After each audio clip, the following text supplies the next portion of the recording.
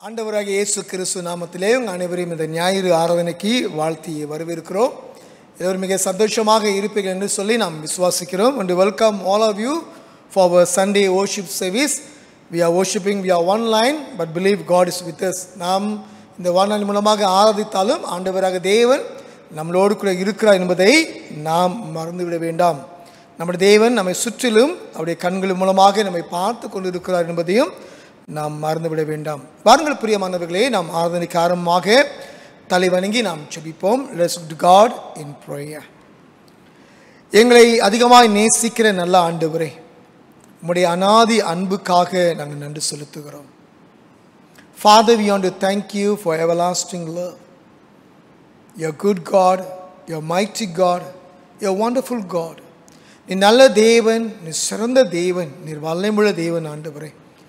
எங்களுடைய வாழ்க்கையில் நீ செய்து வருகிற ஒவ்வொரு நன்மைகளுக்காகவும் நாங்கள் ஸ்தோத்திரிக்கிறோம். Father, we want to thank you for all the goodness that you are doing in our life, O Lord. இந்த ஆராதனையிலே நாங்கள் குடும்பமாக உம்மை ஆராதிக்கிற நேரத்திலே உம்முடைய பிரசன்னம் வல்லமைகளை நிரப்ப நாங்கள் ஜெபிக்கிறோம். Lord, as we worship in you as a family, O Lord, we pray that your mighty hand will touch us, O Lord. Fill us with your power. உம்முடைய பிரசன்னம் நாங்கள் உட்கார்ந்திருக்க இடம் முழுதுமாய் நிரப்ப நாங்கள் ஜெபிக்கிறோம் அப்பா. நாங்கள் ஆராதிக்கிற தேவன் அவர் ஜீவனுள்ளவர். Lord, we worship is a living God, is almighty God. இந்த ஆராதனை முழுவதும் உம்முடைய கரத்தில் ஒப்புக் கொடுக்கிறோம். கர்த்தர் எங்களோடு கூட தங்கிரும். இயேசு கிறிஸ்துவின் நாமத்தில் ஜெபிக்கிறோம் எங்கள் நல்ல பிதாவே, ஆமென். வாருங்கள் பிரியமானவர்களே, நாம் அனைவரும் எழுந்து நின்று எழுப்புதல் கீதம் 257வது பாடலை நாம் அனைவரும் சேர்ந்து நாம் படிப்போம். Let us stand together and sing hymn Revival 257, எந்தன் அன்புள்ள ஆண்டவர்.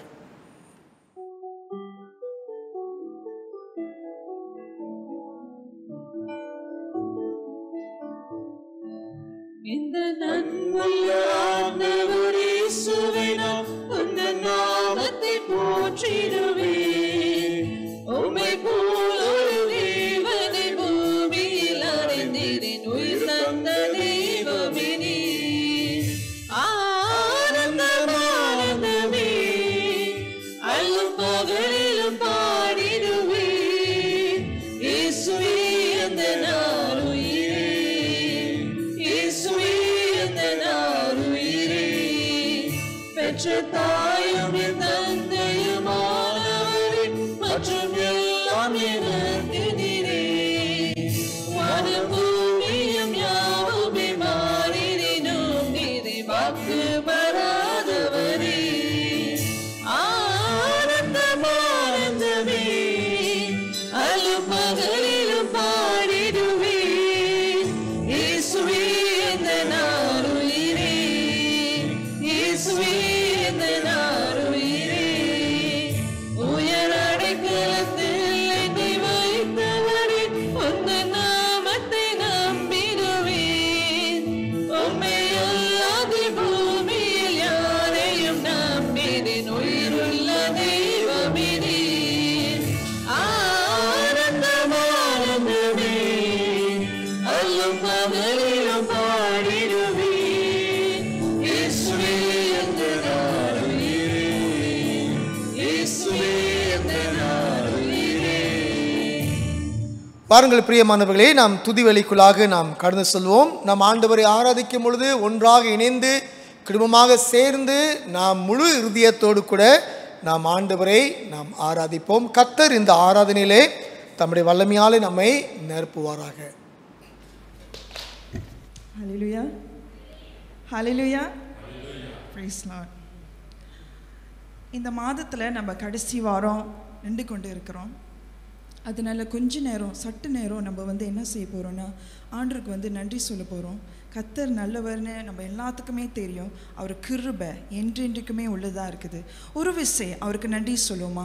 நம்ம நாவுகளை திறந்த ஒரு விசை அவருக்கு நன்றி சொல்லுவோமா? நன்றி நன்றி என்று சொல்லுவோமா? ஆண்டவரே நன்றி. சத்தத்தை ஓய்த்துங்க நன்றி சொல்லுவோமா? ஆண்டவருக்கு நன்றி சொல்லுவோம். ஆண்டவரே உமக்கு நன்றி செலுத்துகிறோம் அப்பா.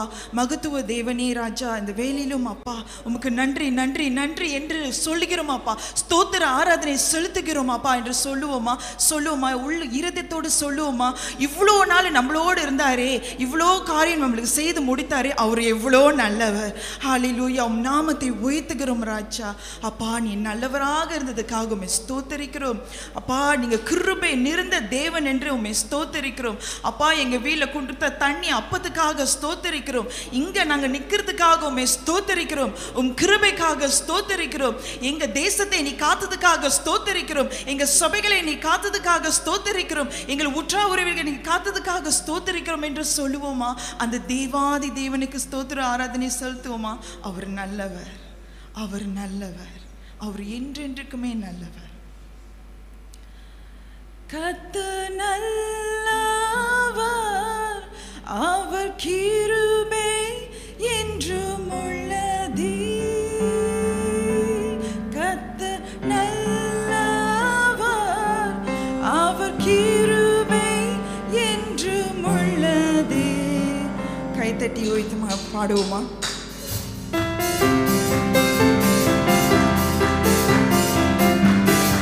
உற்சாகமாக கைத்தட்டிய பாடுவோமா? கர்த்தர் நல்லவர், அவர் கிருபை என்றும் உள்ளதே.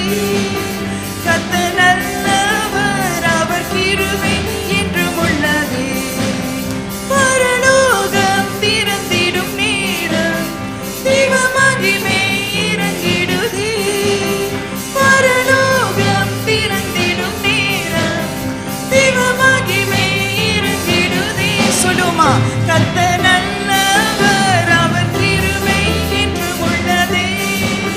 கர்த்தர் நல்லவர், அவர் கிருபை என்றும் உள்ளதே. கர்த்தரை துதித்து ஸ்தோத்தரித்தார், பரிசுத்த ஸ்தலத்தில் நாம் கூடினார். கர்த்தரை துதித்து ஸ்தோத்தரித்தார், பரிசுத்த ஸ்தலத்தில் நாம் கூடினார். அபிஷேகத்தால் நம்மை நிரப்பிடுவார், மகிமையினால் நம்மை மூடிடுவார். அபிஷேகத்தால் நம்மை நிரப்பிடுவார், மகிமையினால் நம்மை மூடிடுவார். பரலோகம் திறந்திடும் நேரம் தேவ மகிமை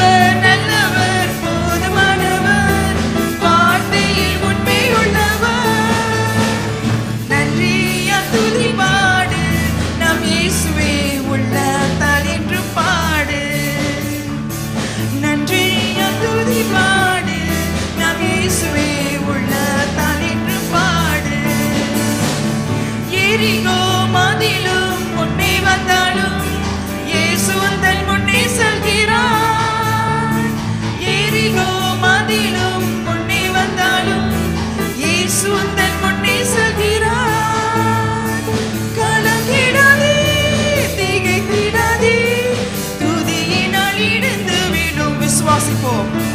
கலங்கிடாதே, திகைத்திடாதே, துதியினால் இடித்துவிடும். நன்றியால் துதி பாடு, நம் இயேசுவே உள்ளத்தால் என்றும் பாடு. நன்றியால் துதி பாடு, நம் இயேசுவே உள்ளத்தால் என்றும் பாடு. செங்கடல் நம்மை சூழ்ந்து கொண்டாலும் சிலுவையில் நிழலுண்டு. செங்கடல் நம்மை சூழ்ந்து கொண்டாலும் சிலுவையில் நிழலுண்டு. பாடிடுவோம், துதித்திடுவோம், பாதைகள் கிடைத்துவிடும். பாடிடுவோம், துதித்திடுவோம், பாதைகள் கிடைத்துவிடும்.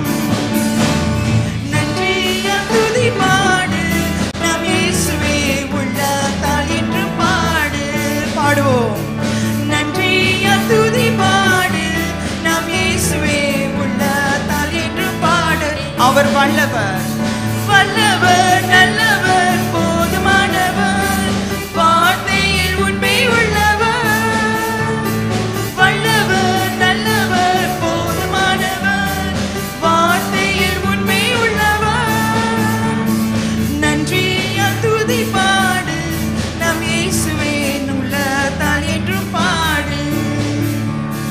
நன்றியால் துதி பாடு, நம் இயேசுவே உள்ளத்தால் என்றும் பாடு. நன்றி சொல்லுவோமா? அந்த தேவாதி தேவனுக்கு நன்றி சொல்லுவோமா? ஒரு கைத்தட்டல் கொடுப்போமா அந்த தேவாதி தேவனுக்கு? அவர் நல்லவர், நேற்றும் என்றும் என்றும் மாறாதவராக இருந்ததுக்காக ஸ்தோத்திரிக்கிறோமா? இன்னைக்கு நீங்களும் நானும் வீட்டில் இருக்கிறவங்களுக்கும் ஆண்டவர் கொடுத்த சுத்த கிருபைக்காக ஸ்தோத்திரிப்போம். அவர் நல்லவர். ஹல்லேலூயா. தேவாதி தேவனே, என் ஆத்துமா உம்மை நோக்கி பார்க்கும்போது ராஜா, எங்களுக்கு முழு அப்பா பிதாவே இலைப்பாறு கொடுக்கிற தேவன் நீர் ஒருவரே ராஜா. எவ்வளோ ராஜா பிரச்சனையில் நாங்கள் இருந்தாலும் இந்த சூழ்நிலை நீ அறிந்திருக்கிறீர் அப்பா. அப்பா என் தேவனே, உன் பக்கம் நாங்கள் வரும்போது எங்களுக்கு ஆறுதல் கொடுக்கிற தேவன் நீர் ஒருவரே. அவருக்கு நன்றி சொல்லுவோமா? ஒரு விஷயம் அவர் கூப்பிடும் போது உடனே வந்து நம்மளுக்கு உதவி செய்கிற தேவன் இயேசு கிறிஸ்து. அவர் மெய்யான தேவன். அவரே நம்ம அப்பா பிதான் என்று கூப்பிடுகிறோம். உண்மையுள்ள தேவன், இரட்சகர், தேவாதி தேவன், உம்மை ஸ்தோத்தரிக்கிறோம். கத்தாதி கத்தரை ஸ்தோத்தரிக்கிறோம். எக்காலத்திலும் உம்மை ஸ்தோத்தரிப்போம். எது நடந்தாலும் உம்மை விட்டு நாங்கள் விலக மாட்டோம் தகப்பன் என்று சொல்லுவோமா? அவரோட வார்த்தை உண்மை உள்ளது. உம்மை ஸ்தோத்தரிக்கிறோம். என் ஆத்துமா உம்மை நோக்கி பார்க்கும்போது ராஜா, நீங்க எங்களுக்கு கொடுக்க போற சமாதானத்துக்காக ஸ்தோத்தரிக்கிறோம் அப்பா. முழு இறுதித்தோடு நம்ம இந்த பாடலை பாடுவோம். தேவனுக்கு நம்ம ஒப்பு கொடுப்போம். நம்மளே நம்ம ஒப்பு கொடுப்போம். அவர் ஆளுகை செய்யட்டும்.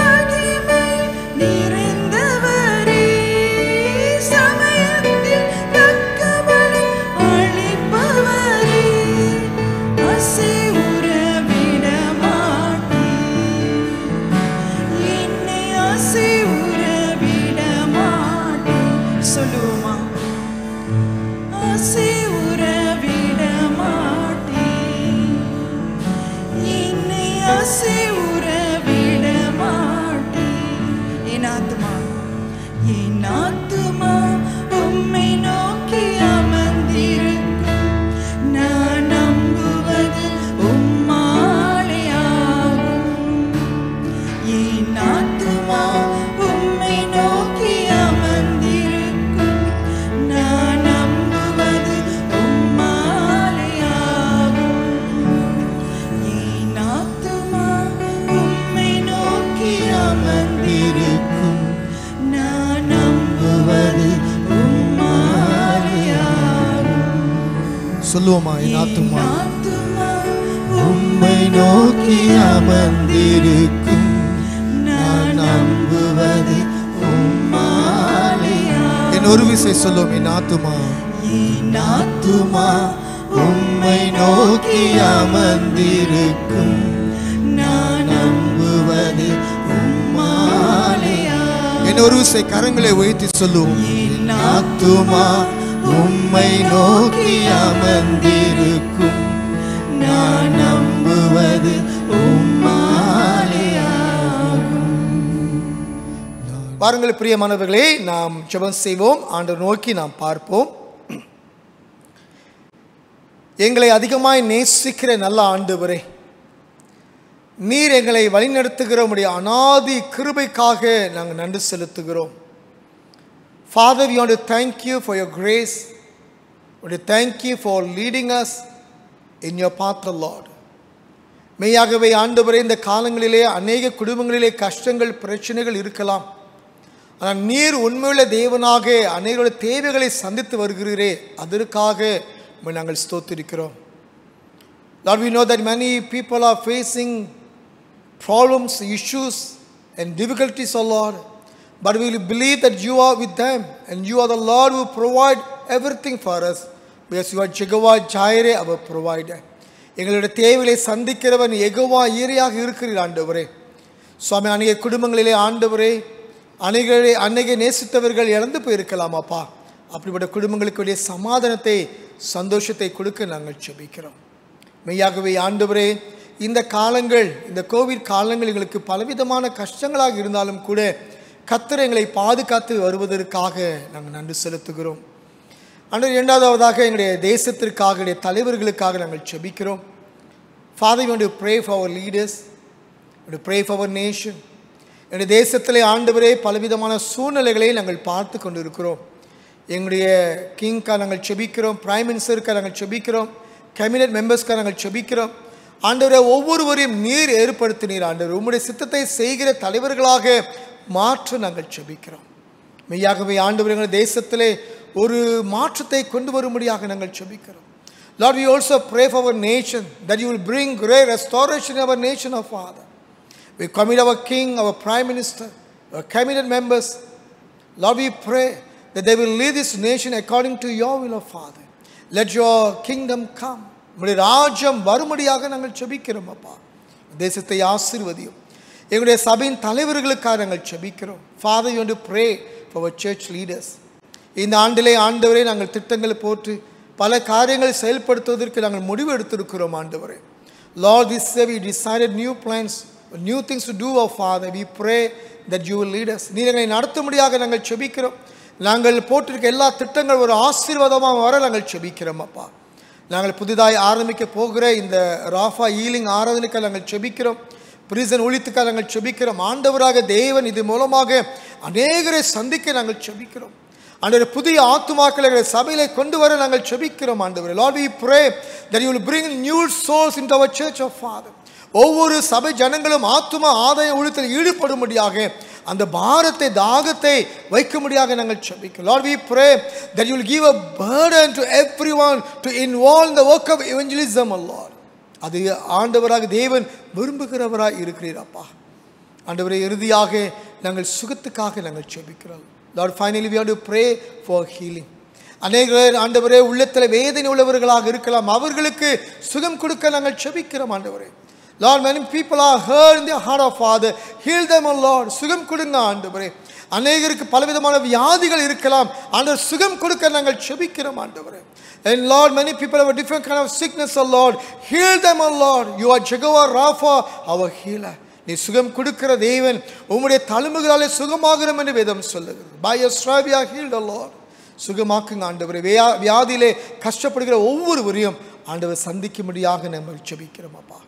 தொடர்ந்து ஆண்டவரே இந்த ஆராதனையிலே எங்களோடு கூட பேசும்படியாக நம்ம ஜெபிக்கிறோம். Lord, we pray that you will speak to us through your word of Father. எங்கள் மத்தியில் நீர் ஊழியம் செய்யுங்க ஆண்டவரே. நீர் எங்களுக்கு தேவனாக என்னை நடத்தி வருகிற நம்முடைய அநாதி அன்புக்காக நன்றி செலுத்துகிறோம். எல்லா துதிகன மகிமை ஒருவருக்கு நாங்கள் செலுத்தி மாறாத இயேசு கிறிஸ்துவின் நாமத்தில் ஜெபிக்கிறோம் எங்கள் நல்ல பிதாவே, ஆமென். கர்த்தருடைய ஜெபத்தை அனைவரும் சேர்ந்து நாம் சொல்வோம். Come, let us join together in our Lord's prayer. பரமண்டங்களில் இருக்கிற எங்கள் பிதாவே, உம்முடைய நாமம் பரிசுத்தப்படுவதாக, உம்முடைய ராஜ்யம் வருவதாக, உம்முடைய சித்தம் பரமண்டத்தில் செய்யப்படுகிறது போல பூமியிலேயும் செய்யப்படுவதாக. அன்றன்றுள்ள ஆகாரத்தை அன்று எங்களுக்கு தாரும். எங்களுக்கு விரோதமாய் குற்றம் செய்கிறவர்களை மன்னிக்கிறது போல எங்கள் பாவ குற்றங்களை எங்களுக்கு மன்னியும். எங்களை சோதனைக்குள் பிரவேசிக்க பண்ணாமல் தீமென்று ரட்சித்துக் கொள்ளும். ராஜ்யமும் வல்லமையும் மகிமையும் என்றென்றைக்கும் உம்முடையவைகளே, ஆமேன், ஆமேன். வாருங்கள் பிரியமானவர்களே, நாம் அனைவரும் எழுந்து நிற்போம் வேத வாசிப்புக்காக. இன்றைக்கு தெரிந்து கொள்ளப்பட்ட வேத பாடம் யோனா 1வது அதிகாரம் வசனங்கள் 1 முதல் 6 வரை. Scripture reading taken from book of Jonah chapter 1 verses 1 to 6. Shanti Pandya will read for us. சாந்தி பாண்டியா அவர்கள் நமக்காக வேதத்தை வாசிப்பார்கள். கர்த்தருடைய பரிசுத்த நாமத்திற்கு ஸ்தோத்திரம். இன்று வாசிக்கும்படியாக தெரிந்து கொள்ளப்பட்ட வேத பாகம் யோனாவின் புஸ்தகம் 1ஆம் அதிகாரம் வசனங்கள் 1 முதல் 6 முடிய. அமித்தாயின் குமாரனாகிய யோனாவுக்கு கர்த்தருடைய வார்த்தை உண்டாகி, அவர், நீ எழுந்து மகா நகரமாகிய நினிவேக்கு போய் அதற்கு விரோதமாக பிரசங்கி, அவர்களுடைய அக்கிரமம் என் சமூகத்தில் வந்து எட்டினது என்றார். அப்பொழுது யோனா கர்த்தருடைய சமூகத்தினின்று விலகி தர்ஷீசுக்கு ஓடி போகும்படி எழுந்து யோப்பாவுக்கு போய் தர்ஷீசுக்கு போகிற ஒரு கப்பலை கண்டு கூலி கொடுத்து தான் கர்த்தருடைய சமூகத்தினின்று விலகும்படி அவர்களோடே தர்ஷீசுக்கு போக கப்பல் ஏறினான். கர்த்தர் சமுத்திரத்தின் மேல் பெரும் காற்றை வரவிட்டார். அதனால் கடலிலே கப்பல் உடையும் என்று நினைக்கத்தக்க பெரிய கொந்தளிப்பு உண்டாயிற்று. அப்பொழுது கப்பற்காரர் பயந்து அவனவன் தன் தன் தேவனை நோக்கி வேண்டுதல் செய்து பாரத்தை லேசாக்கும்படி கப்பலில் இருந்த சரக்குகளை சமுத்திரத்தில் எறிந்து விட்டார்கள். யோனாவோ வென்றால் கப்பலின் கீழ்த்தட்டில் இறங்கி போய் படுத்து கொண்டு அயர்ந்து நித்திரை பண்ணினான். அப்பொழுது மாலுமி அவனிடத்தில் வந்து, நீ நித்திரை பண்ணுகிறது என்ன? எழுந்திருந்து உன் தேவனை நோக்கி வேண்டிக்கொள். நாம் அழிந்து போகாதபடிக்கு சுவாமி ஒருவேளை நம்மை நினைத்தருளுவார் என்றான். கர்த்தர் தாமே இத்திருவசனங்களை ஆசீர்வதிப்பாராக. ஆமேன். சபையார் அமர்ந்து கொள்வோம். Congregation, please be seated. ஆண்டவரும் இரட்சகருமாகிய கிறிஸ்து இயேசுவின் நாமத்திலே உங்களை யாவரையும் இந்த ஞாயிற்றுக்கிழமை ஆராதனைக்கு நாங்கள் வாழ்த்தி வரவேற்கிறோம். I greet and welcome all of you in the matchless name of our Lord Jesus Christ to our Sunday worship service. God is good all the time and all the time. God is good. கர்த்தர் எல்லா காலத்திலும் அவர் நல்லவராக அவர் இருக்கின்றார். I'm indeed take a privilege to share the word of God with you all this morning. இப்படியாக கர்த்தருடைய வார்த்தை இந்த நாளிலே உங்களோடு பேசலாம் என்று நான் ஆவலாக இருக்கின்றேன். Turn with me to Jonah chapter 1 verses 1 until 6. YONO 1ஆம் அதிகாரம் வசனங்கள் 1 தொடங்கி 6 வரைக்கும் நீங்கள் உங்களுடைய வேதாகமத்தை திறந்து வைத்து என்னோடு நீங்கள் இதை பார்க்கும்படி நான் இப்படியாக வேண்டிக் கொள்கிறேன். I trust that you know this bird. இந்த பறவையை உங்களுக்கு தெரியும் என்று சொல்லி விதமாக நான் விசுவாசிக்கிறேன். இது புறா. Some facts about doves. புறாக்களை பற்றி ஒரு சில காரியம் நாம் அறிந்து கொள்ள வேண்டியதாக இருக்கின்றது. Doves are incredibly loyal to their partners. Dove raises their young with great care and dedication. இந்த புறாக்கள் பார்க்கும் பொழுது அவங்களுடைய பார்ட்னருக்கு எப்பொழுதும் அது உண்மையாக இருக்கும் என்று சொல்லி நம்ம பார்க்கின்றோம். புறாக்கள் தன்னுடைய குஞ்சுகளை என்றைக்குமே மிகுந்த டெடிகேஷனோடு மிகுந்த பொறுப்புடனும் அவங்க வளர்ப்பார்கள் என்று சொல்லி இப்படியாக இந்த இடத்துல நாங்கள் கற்றுக்கொள்கின்றோம். They build their nest in around near human settlement because in a way this may have given people to witness the immense love, care and loyalty displayed by white doves. இன்னைக்கு நம்ம பார்த்தீங்க என்றால் நம்மளுடைய வீடு பகுதிகளிலே அல்லது நம்மளுடைய வீட்டு கூரைகள் பகுதியிலே ஏன் இந்த புறாக்கள் அவங்களுடைய அந்த என்ன சொல்றாங்க அவங்களுடைய அந்த நெஸ்ட் கட்டுறாங்க. நம்ம எல்லாம் பொதுவாக தலைவலியாக இருக்கும். இந்த புறாக்கள் ஏன் என்னுடைய வீட்டு கூரையில இந்த மாதிரிலாம் அட்டகாசம் செய்கிறது என்று சொல்லி, ஆனாலும் ஏன் அவங்க அப்படியாக செய்கிறார்கள் என்று சொன்னால், புறாக்கள் தன்னுடைய பார்ட்னர் மற்றும் அவங்களுடைய குஞ்சுகள் பகுதிகளிலே காட்டுகிறதான அன்பு, அதுக்கப்புறம் அவங்களுடைய கரிசனை எவ்வளவு என்று மனிதர்கள் புரிந்து கொள்ள வேண்டும் என்று இப்படியாக அவங்க செய்கிறாங்க. Christianity and the Bible described dove as the Holy Spirit symbol. இன்னைக்கு கிறிஸ்துவத்திலையும் வேதாகமத்திலையும் பார்க்கும் பொழுது இந்த புறாக்கள் என்னைக்குமே பரிசுத்த ஆவியானவருடைய ஒரு சிம்பல், ஒரு அடையாளமாக என்று சொல்லி காட்டப்படுகிறது. While the world pictured dove as a symbol of peace and love, ஆனாலும் உலகத்தின் காரியங்களை பார்க்கும் பொழுது இந்த புறாக்கள் என்றைக்குமே ஒரு சமாதானத்துக்கும் அன்புக்கும் ஒரு அடையாளமாக இருக்கிறது. Wait a minute, why am I talking about doves here? வாசித்த வேத பகுதியோ யோனா, ஆனாலும் நான் ஏன் இந்த பகுதிகளிலே புறாக்களை பற்றி பேசிக் கொண்டிருக்கிறேன்? Because the name Jonah means dove. Jonah என்ற அந்த பெயருக்கு அர்த்தம் புறா என்று சொல்லி ஆகுமாம். இன்னைக்கு நம்முடைய ஆரம்ப பகுதியிலே பார்க்கும் பொழுது we can find a little introduction about Jonah in 2 Kings chapter 14 verse 25. 2 ராஜாக்கள் 14ஆம் அதிகாரம் 25வது வசனத்திலே யோனாவை குறித்து ஒரு சில காரியம் அங்கே எழுதப்பட்டிருக்கிறது. He is a prophet who served during Jeroboam the second. யெரொபெயாம் இரண்டாம் அந்த காலகட்டத்திலே அவர் இப்படியாக ஊழியம் செய்தவராய் அவர் இருக்கின்றார். He is a reluctant Hebrew prophet who ran away from God's command. ஆண்டவருடைய கட்டளைக்கு அவன் விரோதமாக ஓடி போன ஒரு பொறுப்பில்லாத ஒரு எபிரேய தீர்க்கதரிசியாக யோனா இருந்தார் என்று சொல்லி நாம் இப்படியாக பார்க்கின்றோம். Friends, reading and meditating on the book of Jonah in the Lenten season are unusual. இன்னைக்கு இந்த லெந்து காலத்திலே யோனாவின் புத்தகத்தை வாசிப்பதும் அதை பற்றி தியானம் செய்வதும் அது என்ன சொல்லுவாங்க, ஒரு வித்தியாசமான காரியம்தான். Many people would like to read and reflect on the words of Moses, Isaiah, Esther and even the words of Jesus. அநேகர் இந்த நாட்களிலே இந்த உபவாச காலகட்டத்தில் பார்த்தீங்க என்று சொன்னால் மோசே, அதுக்கப்புறம் ஏசாயா, எஸ்தர் மற்றும் ஆண்டவராகிய இயேசு கிறிஸ்துவுடைய வார்த்தைகள் அதிகமாக தியானிப்பார்கள். What is there for us to learn from the book of Jonah in this season? இக்காலகட்டத்திலே யோனாவின் புத்தகத்திலிருந்து நம்ம கற்றுக்கொள்ள வேண்டிய காரியங்கள் என்னவாக இருக்கிறது? Some Bible scholars have said that Jonah book is the more about repentance than it is about fish. ஒரு சில வேத பண்டிதர்கள் இப்படியாக சொல்லுகிறாங்க, யோனாவின் புத்தகத்திலே யோனாவே விழுங்கினான அந்த மீனை காட்டிலும் அதிகமாக மனம் திரும்புதலை குறித்து தான் பேசப்பட்டிருக்கிறது என்று சொல்லி. Some point out that Jonah is evidence that no one can escape the presence of God. இன்னொரு சிலர் சொல்லுகிறாங்க ஆண்டவருடைய பிரசன்னத்திலிருந்து யாரும் ஓடவும் ஒளிய முடியாது என்று சொல்லி இந்த புத்தகத்திலே காணப்படுகிறது. Others claim the book of Jonah is about God cares for everyone. இன்னொரு சிலர் வேத பண்டிதர்கள் சொல்லுகிறாங்க ஆண்டவர் எவ்வாறாக எல்லா ஜனங்களையும் நேசிக்கிறார், அன்பு கூறுகிறார், ஏற்றுக்கொள்கிறார் என்று சொல்லி இந்த யோனா புத்தகம் மிகுந்த ஒரு சாட்சி கொடுக்கிறதாக இருக்கிறது. Today I want to handle something unusual. இன்றைக்கு ஒரு விசேஷித்த ஒரு வித்தியாசமான காரியத்தை நான் செய்யலாம் என்று ஆவலா இருக்கின்றேன். As we look closer to Jonah, we begin to see ourselves. யோனாவின் புத்தகத்தை நாம் உத்து பார்க்கும் பொழுது, ஆழமாக பார்க்கும் பொழுது அங்கே யோனா அல்ல என்னை நானே காணுகின்றேன். நாம் நிச்சயமாகவே நம்மை யோனாவின் புத்தகத்திலே பார்க்க முடியும். Yes, ourselves. They were putting ourselves in the prophet Jonah's shoe. Let us listen carefully to what God has to say. இன்றைக்கு யோனா இருந்த அந்த சூழ்நிலையிலே நம்மை நாமே வைத்து நம்ம இந்த காரியங்களை, இந்த வார்த்தைகளை பார்க்கும் பொழுது ஆண்டவர் என்ன சொல்ல இருக்கிறார் என்று நாம் பயபக்தியுடன் கேட்க இருக்கின்றோம். வாருங்கள் இவ்விதமாக முதல் வசனம் தொடங்கி இரண்டாவது வசனத்துடைய முதல் வரியை நாம் வாசிப்போம். Come, let us read the first verse until the first line of verse 2.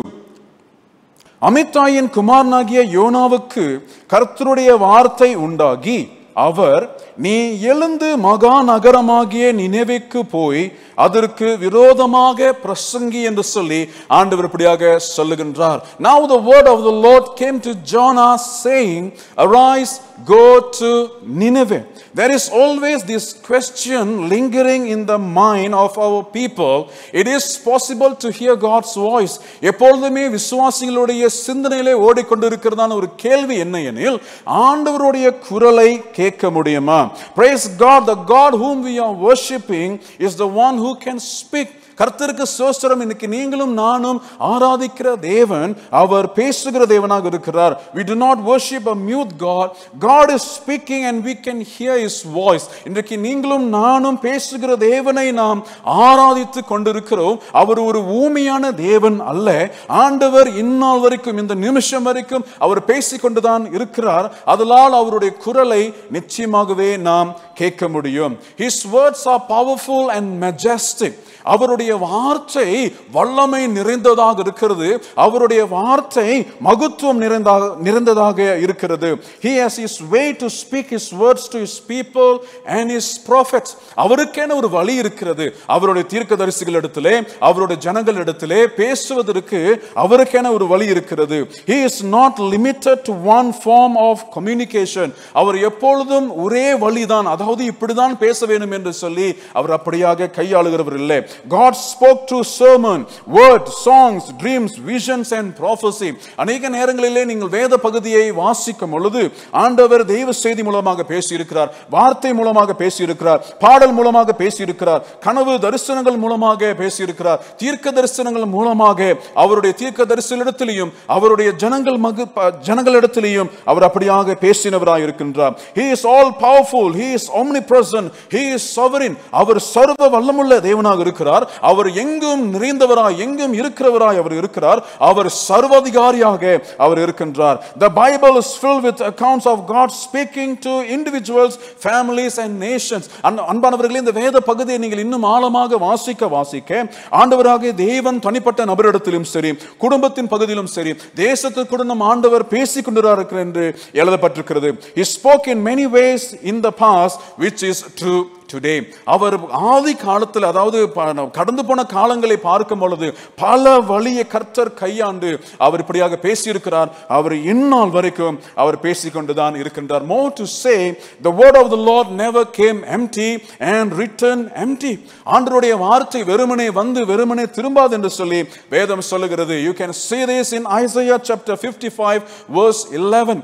ஏசாயா 55ஆம் அதிகாரம் 11ஆம் வசனத்தை நீங்கள் இப்படியாக வாசிக்கலாம்.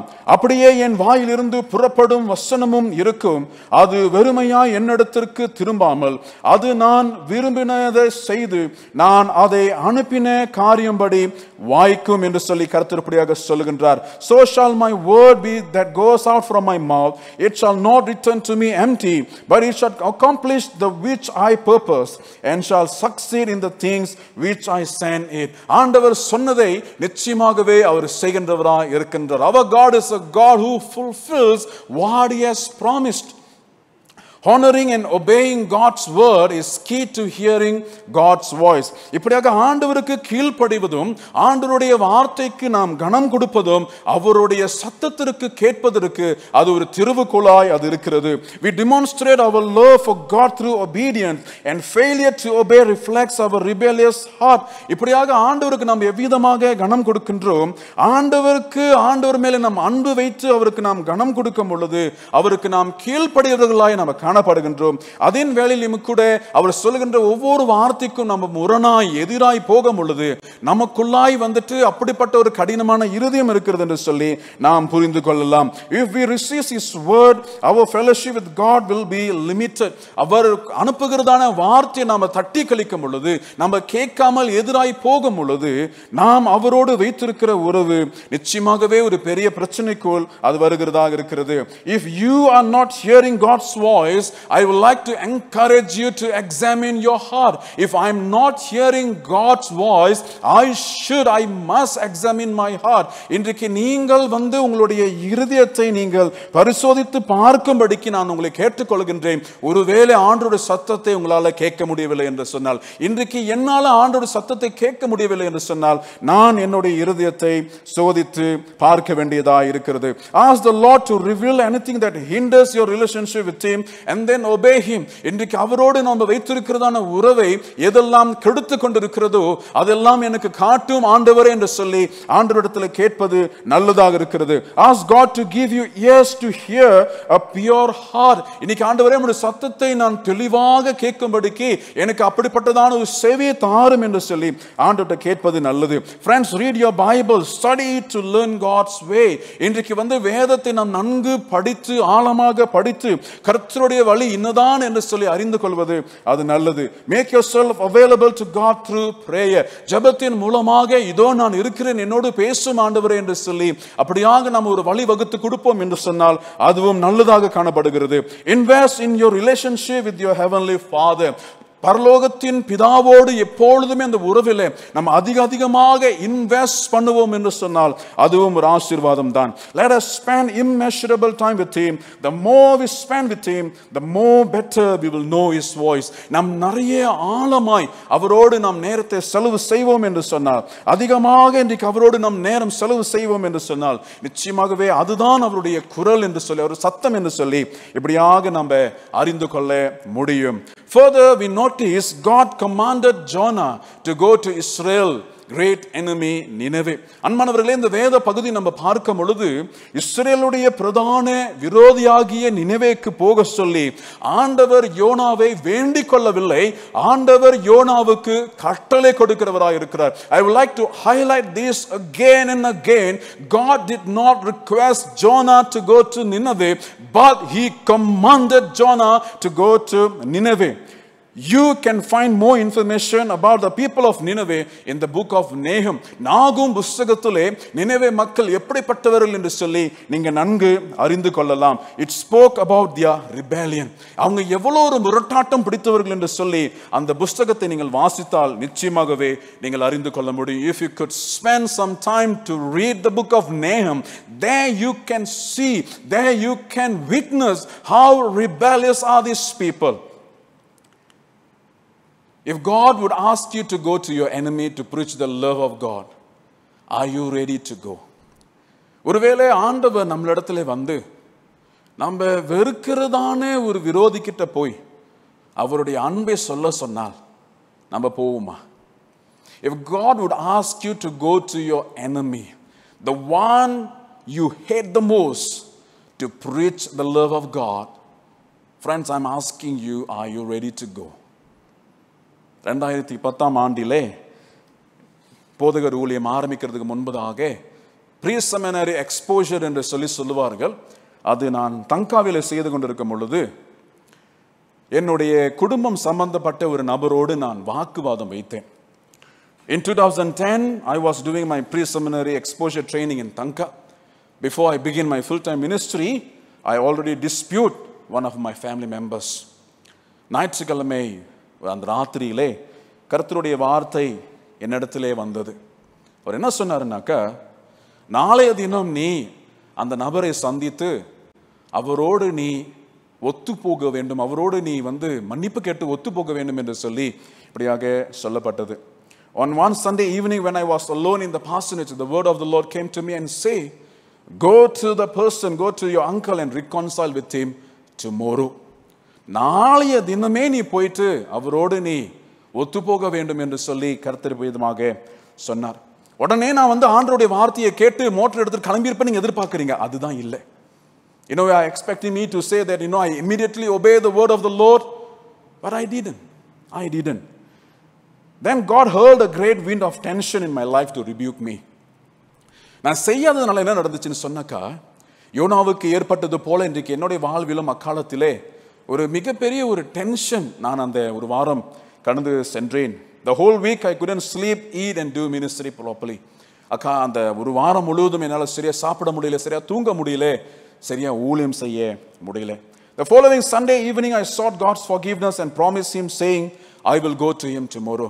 மறாவது ஞாயிற்றுக்கிழமை அந்த இரவிலே நான் ஆண்டவரிடத்தில் மன்னிப்பு கேட்டு, ஆண்டவரே நான் நாளைக்கே போயிட்டு அவரை பார்க்கிறேன் என்று சொல்லி நான் சொன்னேன்.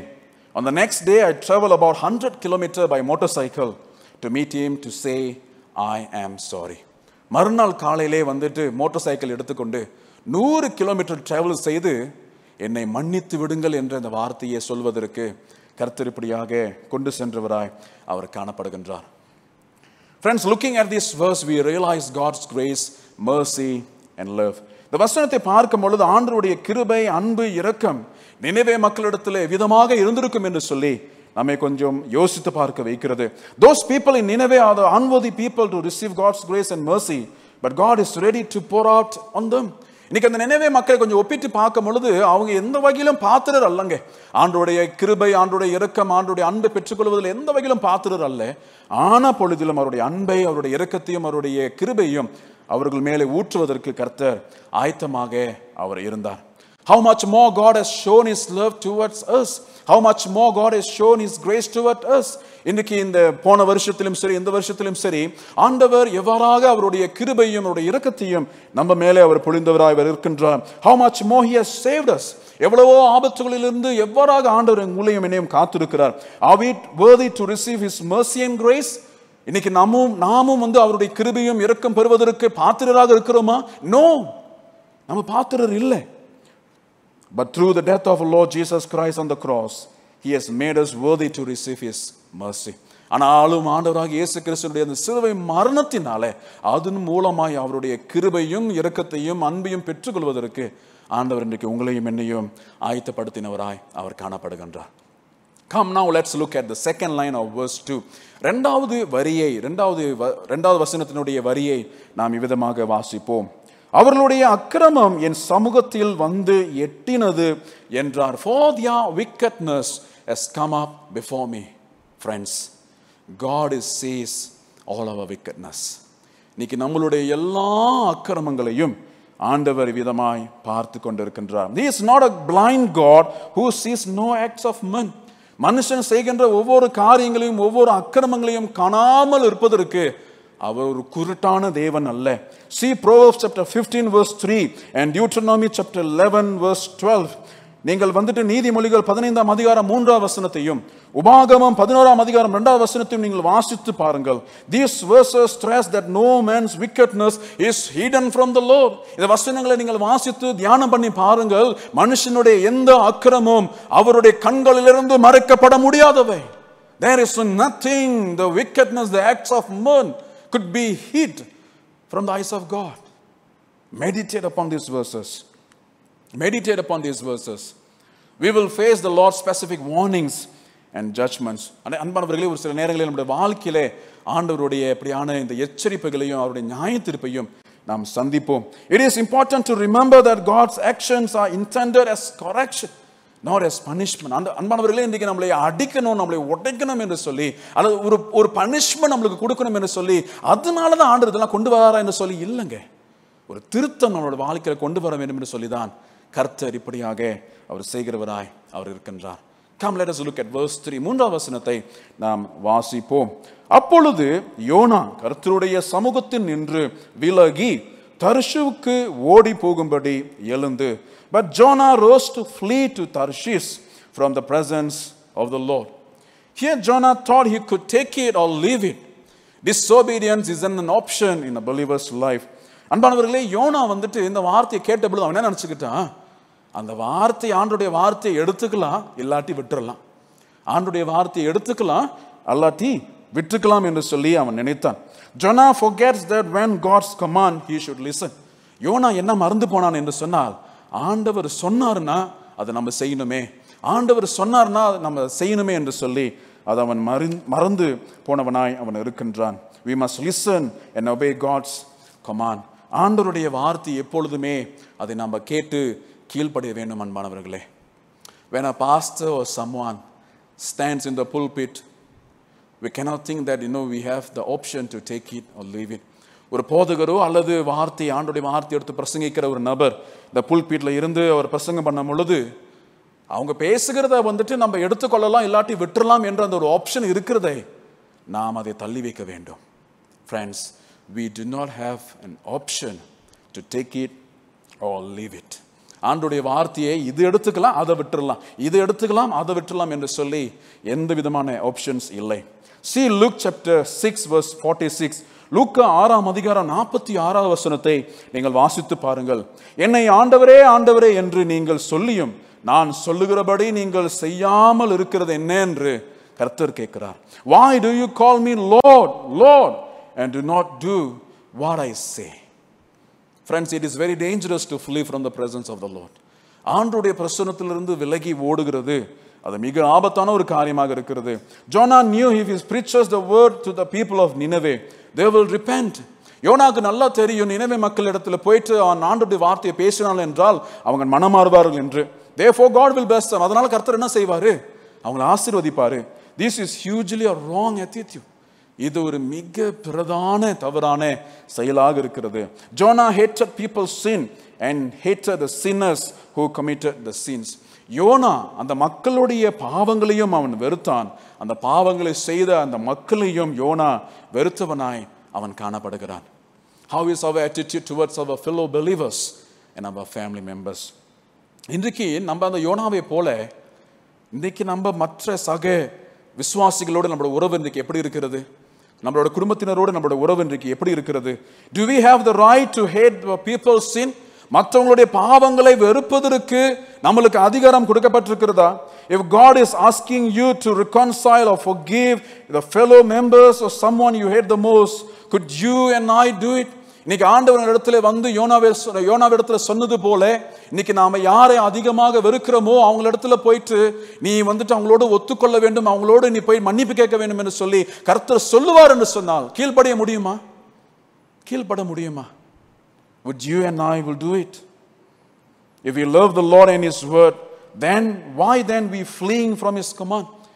இன்னைக்கு ஒருவேளை ஆண்டவர் எனக்கு ரொம்ப பிடிக்கும், அவருடைய வார்த்தை எனக்கு ரொம்ப பிடிக்கும் என்று சொன்னால் எதற்கு அவருடைய கட்டளைகளிலிருந்து நாம் யோனாவை போல விலகி ஓடுகின்றோம்?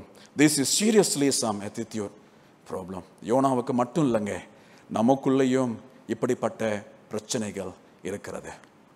4ஆம் வசனத்தை பார்ப்போம். Come, let us look at verse 4. கர்த்தர் சமுத்திரத்தின் மேல் பெருங்காற்றை வரவிட்டார். But the Lord hurled a great wind upon the sea. This is the most unexpected scene in Jonah's life. He thought he could flee to Tarshish, pay the ship's fare and sleep well in the ship. But God in His providence was preparing Jonah for a great fall. Jonah என்ன நினைத்து கொண்டான்? இப்படியாக நான் கர்த்தருடைய சமூகத்திலிருந்து விலகி ஓடுவேன், நான் தர்ஷிக்கு போவேன், நான் வந்துட்டு அந்த ஷிப்புக்கு காசு கட்டி நான் கீழே இறங்கி போய் படுத்துக்கொள்வேன், நல்ல ஒரு உறக்கம் கொள்வேன் என்று சொல்லி அவன் நினைத்தான். ஆனால் அவன் எதிர்பார்க்காதது என்ன? ஆண்டவர் அவருடைய பிரதான ஏற்பாட்டில் யோனாவில் ஒரு பெரிய வீழ்ச்சியை அங்கே வரவைத்தார் என்று சொல்லி நம்ம அங்கே பார்க்கின்றோம். Our Lord is not only the one who calms the storm, but He too sends the storms in our life. இன்னைக்கு நம்மளுடைய ஆண்டவர் பெரிய பெரிய இந்த சூறாவளிகளை, பெரிய பெரிய புயல் காற்றை அதை அடக்கிறவர் மாத்திரமல்ல, அப்படிப்பட்ட காற்றுகளையும் நம்முடைய வாழ்க்கையிலே அனுமதிக்கிறவராய் அவர் காணப்படுகின்றார். If we wondering once upon a time we are doing good, had a great life, but now we are experiencing storms in our life, now this is the time for us to stop and think where we did wrong. ஒரு காலகட்டத்தில் நம்ம நல்லா இருந்தோம், நம்மளுடைய குடும்பம் நல்லா இருந்தது, நல்ல செழிப்பாக நம்ம இருந்தோம். ஆனாலும் இப்பொழுதும் கூட நம்மளுடைய குடும்பத்திலே, நம்மளுடைய தனிப்பட்ட வாழ்க்கையிலே பெருங்காற்று வீசிக்கொண்டு இருக்கிறதா, பெரும் புயல் வீசிக்கொண்டு இருக்கிறதா? இதுதான் சரியான நேரம் நம்ம நிறுத்தி யோசிப்பதற்கு. Friends, please allow me to tell you that God will go all the way to get our attention. அன்பானவர்களே, இது நான் உங்களிடத்தில் சொல்ல எனக்கு அனுமதி கொடுங்கள். நம்மளுடைய கவனத்தை ஈர்க்கும்படி, நம்மளுடைய கவனத்தை கர்த்தர் பெற்றுக்கொள்ளும்படி எதை வேணாலும் செய்வார். God will go all the way to get our attention. He sends storms in our lives to awaken us. இன்றைக்கு நம்ம இப்படியாக எழுப்புவதற்கு பெரும் புயல் காற்றை நம்முடைய வாழ்க்கையில அனுமதிக்கிறவராய் இருக்கிறார். He touches someone near us to alarm us. நம்மளை மறுபடியுமாக எழுப்புவதற்கும் அல்லது ஒரு சுயநலவுக்கு கொண்டு வருவதற்கு நம்மை அருகில் உள்ளவர்களை கூட கர்த்தர் இப்படியாக தொடுகிறவராய் இருக்கின்றார். He sends someone to us to warn us about our sins. இப்படியாக நம்முடைய பாவங்களை நம்மளுக்கு உணர்த்தி பேசுவதற்கு யாரை வேணாலும் கர்த்தர் நம்மளுடைய வாழ்க்கையில அனுப்புகிறவராய் அவர் இருக்கின்றார். He exposes our disobedience to humble us. இன்னைக்கு நம்மளை தாழ்மைப்படுத்துவதற்கு நம்மளுடைய கீழ்ப்படியாமையை கூட கர்த்தர் வெளிச்சத்தில் அவர் கொண்டு வருகிறவராய் இருக்கிறார். He sometimes touches us physically. சரீரத்தின் ரீதியிலும் கூட கர்த்தர் ஒரு வேளை நம்மளை தொடுவதற்கு கூட அவரால் கூடும். It means that God's hands of protection can become his hands of correction. ஒரு சில நேரங்களிலே அவருடைய பாதுகாப்பின் கரமானது நம்மளுடைய வாழ்க்கையிலே சீர்திருத்தும் கரமாயும் கூட மாறி வருகிறதாக இருக்கிறது அன்பானவர்களே. Friends, God sends storm not to destroy us but to correct us.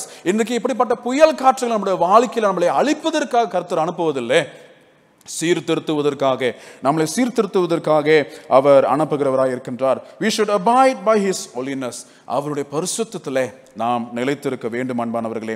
If we immediately repent and beg on God's track, he will bless us. நாம் உடனடியாகவே மனம் மாறி ஆண்டவருடைய பாதைக்கு, ஆண்டவருடைய வழிக்கு நம்ம வருவோம் என்றால் நிச்சயமாகவே கர்த்தர் நம்மளை ஆசீர்வதிக்கிறவராய் அவர் காணப்படுகின்றார். People of God, do you remember at the beginning of my sermon I say as we look closer at Jonah we begin to see ourselves. அன்பானவர்களே, நான் ஆரம்பத்தில் சொன்னது உங்களுக்கு ஞாபகம் இருக்கிறதா? இந்த செய்தியின் ஆரம்பத்தில் நான் சொன்னேன், யோனாவின் புத்தகத்தை நாம் உத்து பார்ப்போம், கவனிப்போம் என்று சொன்னால் அங்கே எங்களை நாம் பார்க்க முடியும் என்று சொல்லி. Do you see yourself in Jonah? இந்த யோனாவின் புத்தகத்தில் உங்களை நீங்களே பார்க்கிறீங்களா? If yes, come back to God. உங்களை நீங்களே பார்க்கிறீங்கள் என்று சொன்னால் ஆண்டவரிடத்திலே திரும்பி வாருங்கள். என்னுடைய முடிவில் we should at all time heed the word of the Lord, pay attention to what he is saying. நம்ம எப்பொழுதும் ஆண்டவருடைய வார்த்தைக்கு கீழ்ப்படிய வேண்டும். அவர் என்ன சொல்லுகிறார் என்று அதற்கு நாம் கவனம் கொடுக்க வேண்டும். We shouldn't forget that it is a great privilege to be God's servant. We shouldn't take his commandments lightly. ஆண்டவருடைய ஊழியக்காரனா இருப்பது, ஆண்டவருடைய பிள்ளையா இருப்பது எவ்வளோ பெரிய பாக்கியம் தெரியுமா? அவர் கொடுக்கின்ற சகல கட்டளைகளை நாம் லேசாக எண்ணக்கூடாது. He is watching all our wickedness. நம்முடைய எல்லா அக்கிரமங்களையும் கூட கர்த்தர் கவனித்து கொண்டு இருக்கிறார். Therefore we must remember that we cannot hide anything from his eyes. So it is better to repent before any storm of correction took place in our lives. இன்னைக்கு நம்முடைய எல்லா விதமான அக்கிரமம் கர்த்தர் பார்த்து கொண்டு இருக்கிறபடியினாலே, எதுவும் அவருடைய கண்களுக்கு முன்பதாக மறைக்க முடியாது என்பதனாலே சீர்திருத்தும் புயல் காற்று உங்களுடைய வாழ்க்கையிலும் என்னுடைய வாழ்க்கையிலும் வீசுவதற்கு முன்பதாய் மனம் மாறுவோம் என்று சொன்னால் அது நல்லதாக இருக்கும் அன்பானவர்களே. Staying and abiding entirely in his presence is a beautiful thing. If we depart, danger waits for us ahead. ஆண்டவருடைய பிரசன்னத்திலே நாம் அங்கேயே தங்கியிருப்போம் என்று சொன்னால், அதிலே நம்ம நிலைத்திருப்போம் என்று சொன்னால் அது மிக மிக ஒரு அழகான காரியம் அன்பானவர்களே. யோனாவை போல நம்ம விலகி ஓடுவோம் என்றால், நீங்க என்ன சொல்றது நான் என்ன கேட்கறது என்று சொல்லி அப்படியாரும் ஒரு முடிவெடுத்து நம்ம போவோம் என்றால் பெரிய ஆபத்து நம்மளுக்கு முன்பதாய் காத்திருக்கிறது என்று சொல்லி உங்களை நினைவுறுத்த ஆசைப்படுகிறேன்.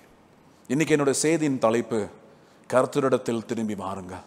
Today my sermon title, Come Back to God. ஆண்டவரிடத்திலே நாம் திரும்பி வருவோம். கர்த்தர் தாமே உங்களை ஆசீர்வதிப்பாராக. Let's pray. அன்பின் பரலோக பிதாவே, விதமாக நாங்கள் நமக்கு நன்றி செலுத்துகிறோம். யோனாவின் புஸ்தகத்திலிருந்து இப்படியாய் ஆண்டவரே நம்முடைய வார்த்தை கேட்க கொடுத்த கிருபைக்காக நன்றி. யோனா ஆண்டவரே நம்முடைய வார்த்தையிலிருந்தும் நம்முடைய சமூகத்திலிருந்தும் அவன் விலகி போனான். ஆண்டவரே, அந்த கடல் மேலே ஒரு பெரிய புயல் காற்றை கர்த்தர் கொண்டு வந்து மறுபடியும் நம்முடைய சித்தத்திற்கு செய்யும்படி அவனை கொண்டு வந்தீரே ஆண்டவரே. யோனாவை போல இன்றைக்கு நாங்களும் அதிக நேரம் நீர் என்ன சொல்லுகிறது, நான் என்ன கேட்கறது என்று விலகி ஓடுகிறோம். உம்முடைய வார்த்தையை நாங்கள் லேசாக நோக்கி பார்க்கிறோம். அதெல்லாம் கூடாது, அதெல்லாம் கூடாது. ஏதோ இப்பொழுது சரியான நேரம் ஆண்டவரே இடத்துல நோக்கி வருவதற்கு, மறுபடியும் சமூகத்தில் வருவதற்கு தான் சரியான நேரம் அப்பா. அதனால் ஒப்பு கொடுக்கிறோம் தேவனே, ஒப்பு கொடுக்கிறோம் ராஜா.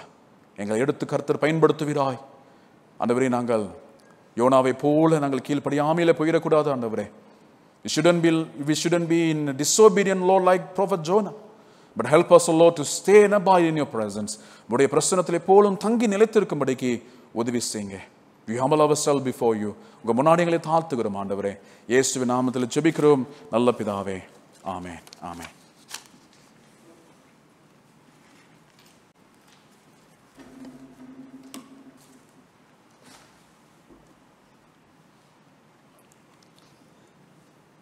ஆண்டவராகிய இயேசு நாமத்திலே நாம் தெய்வ செய்திக்கு நாம் நன்றி செலுத்துவோம். இப்போது கொடுத்த நல்ல செய்திக்காக நன்றி. வாருங்கள் பிரியமானவர்களே, நாம் அனைவரும் எழுந்து நின்று காணிக்கை பாடலாக எழுப்புதல் கீதம் 269வது பாடலை படிப்போம். தேவ கிருபை என்றும் உள்ளது. அந்த நேரத்திலே நம்முடைய காணிக்கை தசமாகத்தை ஆண்டவருக்கென்று உற்சாகமாக நாம் செலுத்துவோம். Come, let us stand together and sing revival song 269, the கிருபை என்றும் உள்ளது, and we'll take offering and tithes this time.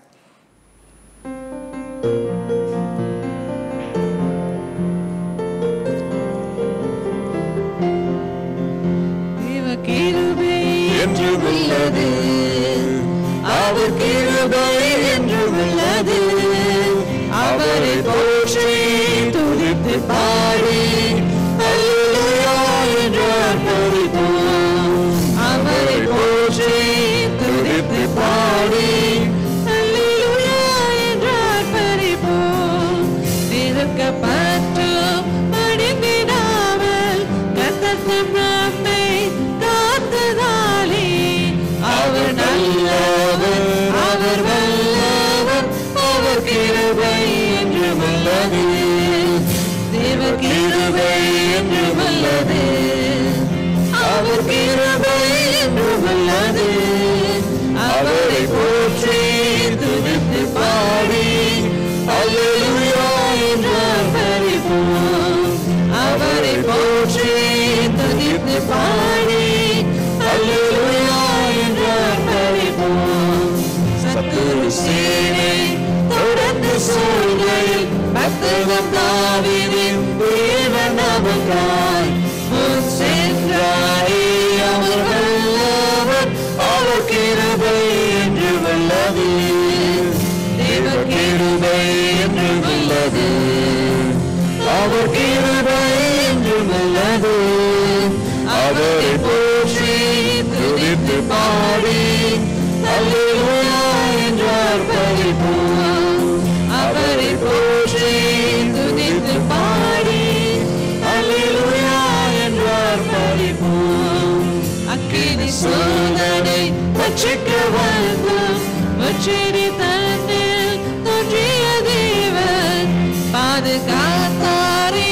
அவர் நல்லவர், அவர் கிருபை என்றும் உள்ளது, தேவ கிருபை என்றும் உள்ளது, அவர் கிருபை என்றும் உள்ளது, அவரை போற்றி துதித்து பாடி அல்லேலூயா என்று ஆர்ப்பரிப்போம். அவரை போற்றி துதித்து பாடி அல்லேலூயா என்று ஆர்ப்பரிப்போம்.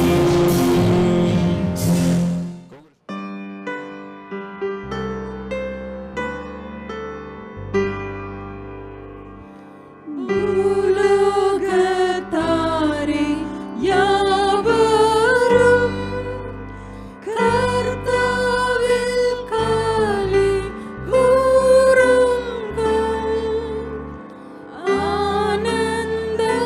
ஆனந்தத்தோடே ஸ்தோத்திரம் செலுத்தி பாட வாருங்கள்.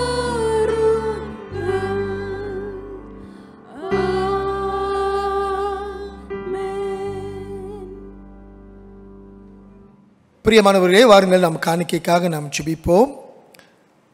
நல்ல ஆண்டவரே, நம்முடைய பிள்ளைகள் கொடுத்த இந்த காணிக்கைக்காக நன்றி. காணிக்கை ஆசீர்வதிங்க. ஒவ்வொருடைய தேவைகளை வானத்தின் பலகணிகளை திறந்து சந்திக்க நாங்கள் ஜெபிக்கிறோம். இந்த காணிக்கைகள் நம்முடைய ஊழியங்களுக்கு நாங்கள் உண்மையும் உத்தமமாக பயன்படுத்த கர்த்தர் கிருபை செய்யும்படியாக நாங்கள் ஜெபிக்கிறோம். ஆசீர்வதியும் அப்பா, இயேசுவின் நாமத்தில் ஜெபிக்கிறோம் எங்கள் நல்ல பிதாவே, ஆமென். வாருங்கள் பிரியமானவர்களே, நாம் ஒரு சில அறிவிப்புகளை சீக்கிரமாக கவனமாக நாம் பார்ப்போம். முதலாவதாக வருகிற 23ஆம் தேதி 2வது மாதம் மாலை 8 மணிக்கு நம்முடைய வாலிபருடைய வேத ஆராய்ச்சி ஜூம் வழியாக நடைபெறும்.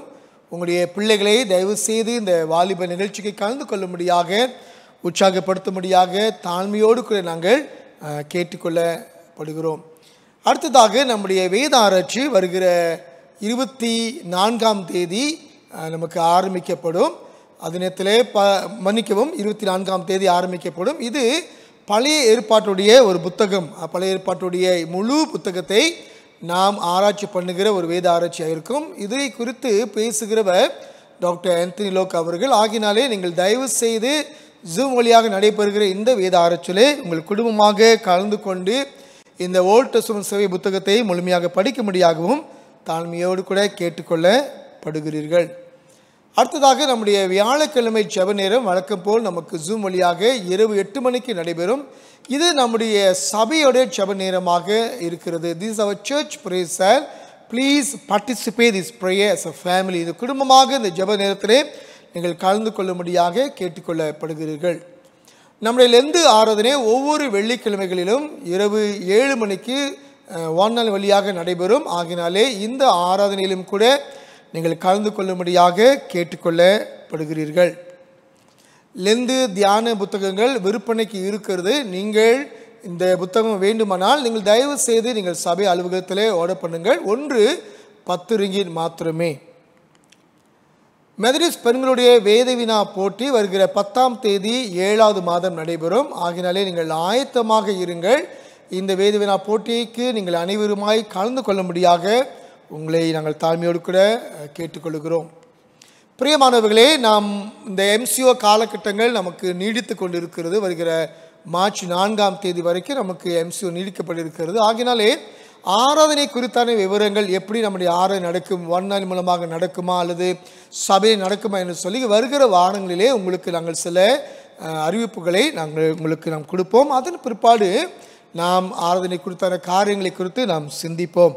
வாருங்கள் பிரியமானவர்களே, இறுதி ஜெபத்துக்கும் ஆசீர்வாதத்துக்கும் நாம் அனைவரும் எழுந்து நிற்போம். Please stand for the closing prayer and for the benediction. நல்ல ஆண்டவரே, நாங்கள் ஸ்தோத்திரிக்கிறோம் அப்பா. நீர் கொடுத்த உம்முடைய வார்த்தைக்காக நன்றி செலுத்துகிறோம். மறுபடியும் உம்முடைய பக்கம் திரும்பும்படியாக எங்களுக்கு ஒரு அழைப்பை கொடுத்திருக்கிறீர். Lord, I want to thank you for your word this morning, O Lord. Once again, you are reminding us to come back to you, O Lord.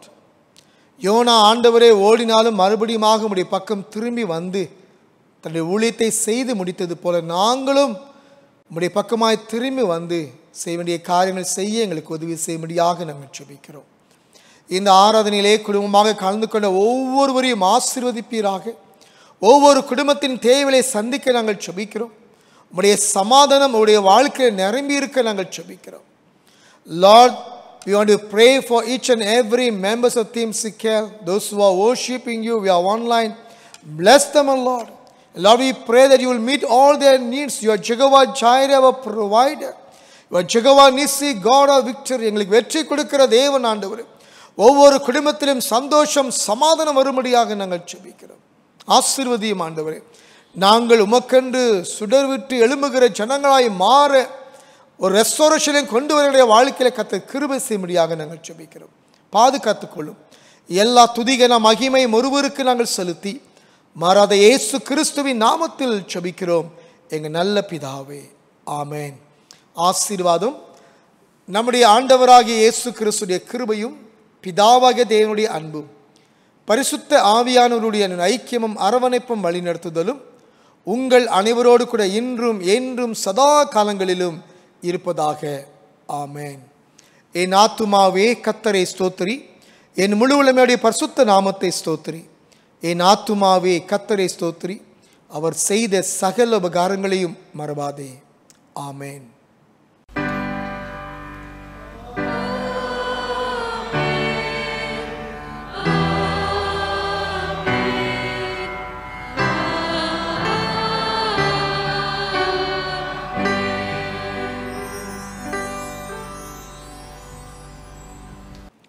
ஸ்தோத்திரம். ஆண்டவராக தேவன் உங்களை ஆசீர்வதிப்பாராக.